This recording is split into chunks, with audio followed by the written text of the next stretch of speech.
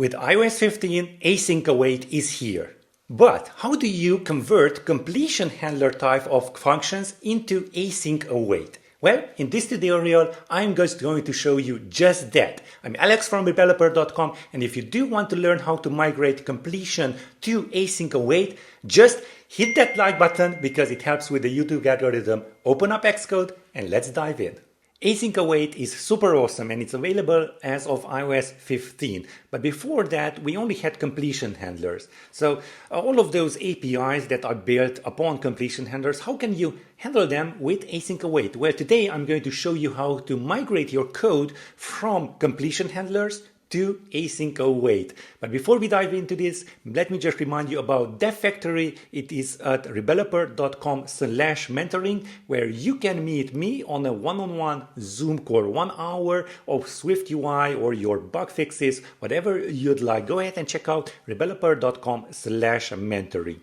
So yeah, how do we actually migrate from completion handlers to Async Await? Well, I have prepared a demo project here, and this is what we are going to build out. It's nothing too fancy. We are going to fetch some data. It might throw an error. Well, currently this is not going to show the Xcode console, but if it does, then you will see the error, or it will just fetch us some data. So let me just tap on this. We can wait 1 second.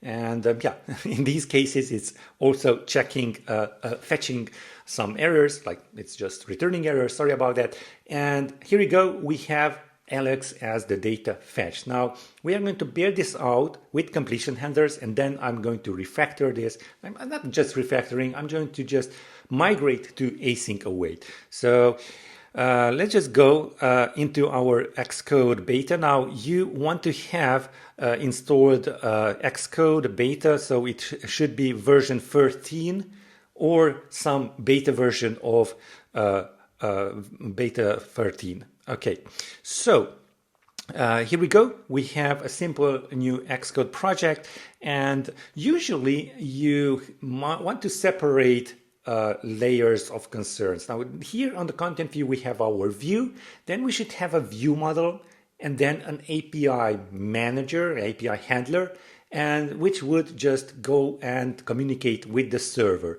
So let's start off by the lowest level, the server. I'm going to create a dummy, I'm going to add a dummy server right over here. Go ahead and check out the link in the description where you can find all the resources for my YouTube videos.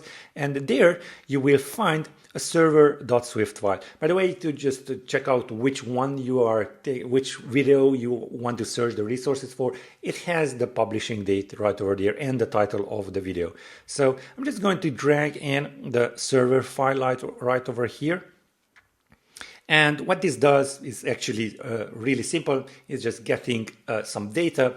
And what we have here is either just going to return Alex, or it's either going to return a custom error of not found after 1 second. So yeah, this is what I'm going to just use as the server. Now, the next layer would be our API layer. So let's create a new file, a Swift file, and let's just call this API. So this would be your API manager or API handler or service, whatever you'd like to call it. Now, I'm going to create a struct for this. So struct API. And here I'm going to just use the server.get function to just have a fetch call on the server. So static, so it can be accessed by API dot and whatever the function name is. So static func, and let's just call this get data. And yeah, this is kind of the old-fashioned way, but completion colon at escaping. And what am I going to complete with here? Well, let's just create a completion first, and let's close the function. Now, I want to have either a string or an error, so I'm going to use the result type, result, and string will be the success value, and error will be kind of the failure value. Go ahead and check out the result YouTube video on my channel if you don't know what result types are. And let's just use here our server dot and get with the completion, and that completion has a result type, surprise, surprise, string and error. So I'm just going to add in this completion right over here. Okay, so that's our API level. Next level would be the view model. So let's just go right over here. Let's create a new file, Swift file again. And the view model for our content view should be called content view model. Okay, again, I'm following the MVVM pattern here. That is really kind of the go-to in SwiftUI projects. Okay, so let's create our content view model. First of all, we want to import SwiftUI because our content view model, let me just copy this out and have some room. Our content view model will be an observable object. So class content view model observable object. This will have the functions that we are going to call and a published variable which our view can be bind to. So let's add our published variable first. That would be some sort of data. So add published var data of type string, and let it be an empty string. Now let's fetch our data. So let's create our function right over here, and let's call this fetch data. Please note the differences how I'm naming fetch, get data, fetch data, get, or all of these stuff, because it is on a separate layer of these files, so to call it. So let's just have a completion again at escaping, and let's have the completion closure added right over here. And what do we want to complete with? Well, this is kind of an interesting thing here, because we are going to use this fetch data function on the actual view. Now, the view is concerned about the view itself. So, that means is that only we need to only complete with an error and present that error if there was an error at all. The data that we are going to fetch is going to be added to the published variable, and it's going to be linked with the view. So we don't care about the data on the completion. So what we are adding here is an error, and if we do get an error, we are going to complete, but if not, we are going to set the data and complete with nil. That's why our error here is an optional. Okay, so now we just go API with capital letters, API dot get data, and here we have our completion. The result will come with a string or an error. So let's just hit return again and add a result. Here we are going to switch through the result, and I usually just add these two parentheses, wait for Xcode to complain about it, and just click there and fix it. So we have those two cases added in there, and the success case will be the data. So let data. The failure will be an error. So let error. Now here on the error, we are just going to simply completion error. So we are completing with that error. Right over here, we are going to complete with nil. But before that, we are going to set the published variable. So self.data to get access to the published variable equals our fetched data. And that's it. As you can see, there are a lot of completion handlers. It's kind of really intensive. You have to know what you are doing. And finally, let's just go into our content view and add some sort of a views here. So what I'm going to add in here is, let's just remove the whole text and add a vstack, and let's add a text here, and then a button, okay, with an action and label, and the label would have a text of maybe fetch data. There we go. And fetch data function will be add it as the action. As you know, I really do like clean code, so you should always kind of extrapolate your buttons actions into a separate function like we are having it here. So let's just go data, and how do we fetch the data? Well, we want to bind this to our view model. So let's create a state object var view model equals content view model. Now, if you don't know what these state objects and content view models are, go ahead and check out the video on observables on SwiftUI. It covers everything about the data in SwiftUI. So we have view model right over here. So we can just add our data as view model dot data. It should be there. Yes. And yeah, how do we fetch the data when we tap on the button? Well, we just access it again through the view model dot, and you are going to use fetch data. We have a completion there. We might get back an error. It's an optional error, so we want to go if let unwrap it, if let error equals error, then we want to return. But before that, of course, you most probably want to present this inside an alert. For now, I'm just going to print out the error's localized description. And that's the old way of doing it. Let's build and run and see how it looks like. And this is fine. And most probably, most of your projects currently are in this state. So let's just tap on here, fetch data. It will just wait 1 second, and it gave us back a data. So Alex, let's tap again. Maybe we get an error. There we go. We got that error. So this is random. So yeah, that's why it's just either an error, either the valid data. And this works. But again, this tutorial is about moving the completion handlers onto async await. So finally, we are going to do that. Okay, so you cannot control the server. So the servers will always, let me just go back here, will always come back with a completion. Most probably, yeah, it's like nearly 100% that you are going to get back a completion from the server. Now, on the API part, we do have this get data, but let's just go ahead and structure it in an async await manner.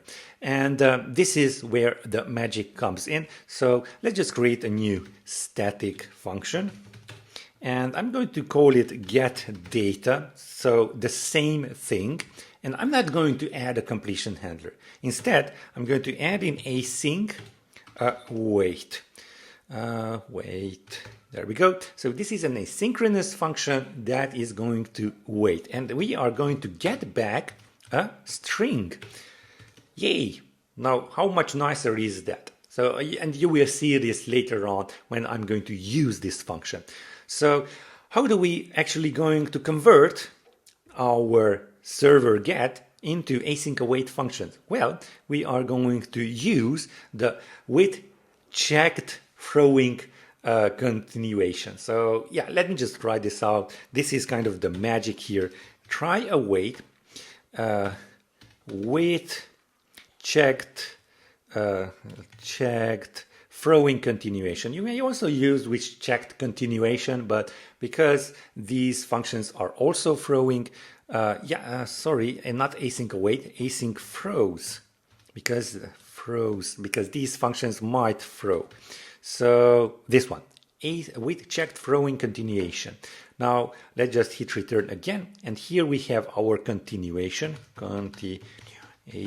There we go.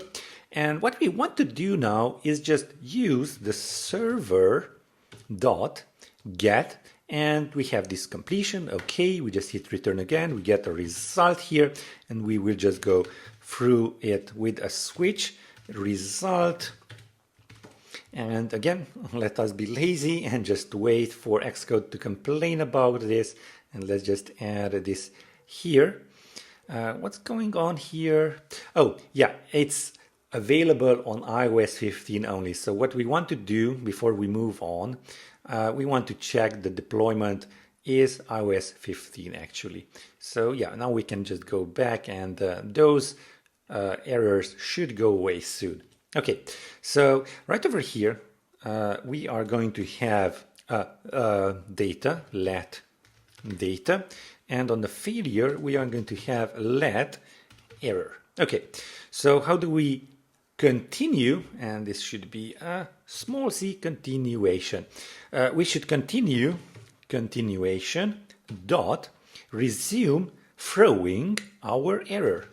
How awesome is that? And now continuation dot resume returning our data. And basically that's it. This is how simple it is. It's really amazing how you can use this. Now, how do we use this data? Get the data? Well, we want to go into our view model, and now let's create another. Instead of all of this, we are going to create another function that is asynchronous and throws. Again, func fetch data. And this time around, again, no completion, async and throws. And that's just it. We are not going, func, right away. We are not going to return any values because the data will be added to our published variable. So let's just do that. Self.data equals try, because it may throw, and await for this function to complete API dot and get data. And there we go. It's an async throwable function. And that's it. How simple is that? So we have our fetch data. Now we want to use that on our content view. So let's go to the content view.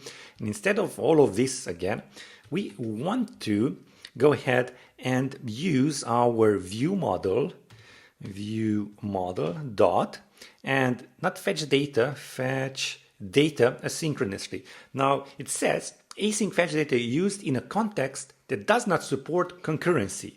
Now we want to support concurrency, and that's why here comes another new important kind of element in SwiftUI and in Swift 5.5, and that is a task. So we want to kind of encompass this into a task, and then again go view model, and as you can see, it's asynchronous dot, and now we are going to fetch, and it looks like it's again adding that error, but now it is okay. Now we want to add this into a do try statement. That's why it says await.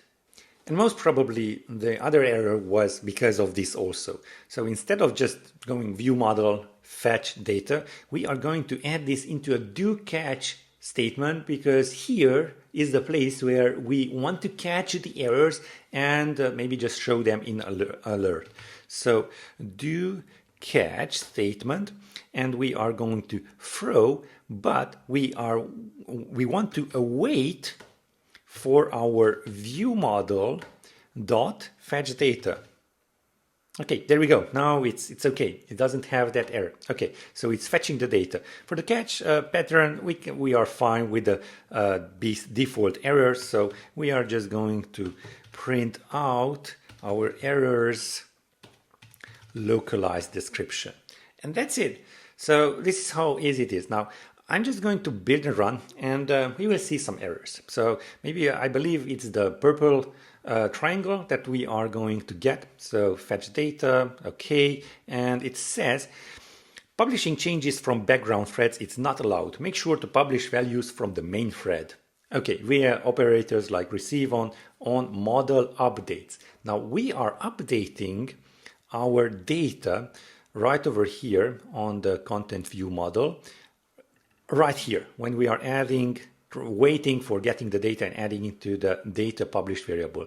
So what this does is just going into the background thread and just coming back on a background thread. Now, how do we fix this? Well, it's pretty straightforward. What we want to do is kind of tag this function at main actor,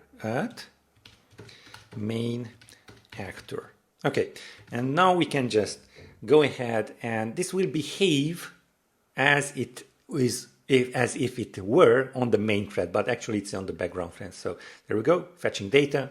There's our error.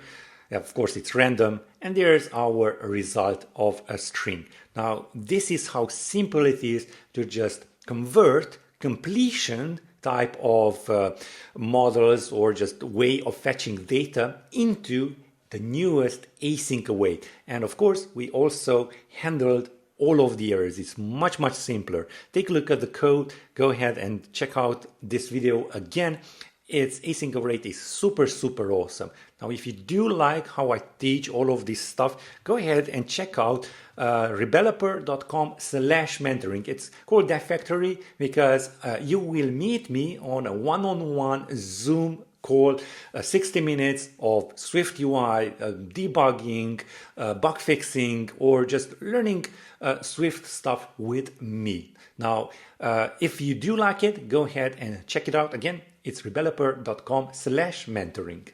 Async await is so much better than completion handlers. Go ahead and adopt them into your code. Now, if you do like these types of videos, go ahead and hit that like button. It helps with the YouTube algorithm. And while you are at it, make sure to subscribe and hit that notification bell because you will be then notified of new videos. New videos like these ones. Go ahead and check them out. They are all about SwiftUI and Swift in general. And as usual, I will see you in the next one.